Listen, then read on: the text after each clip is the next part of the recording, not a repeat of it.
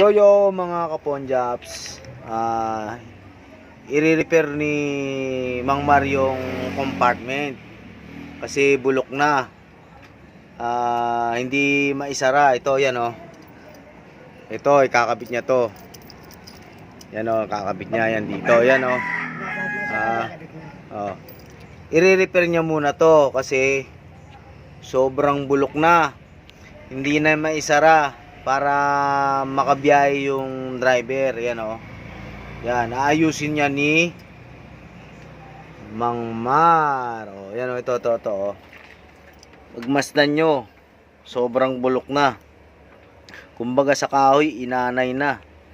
Tapos hindi pa maayos ang pagkakagawa nung dating gumawa. Kaya ngayon aayusin ni Mang Mar. Oh. Yo mga kaponjaps.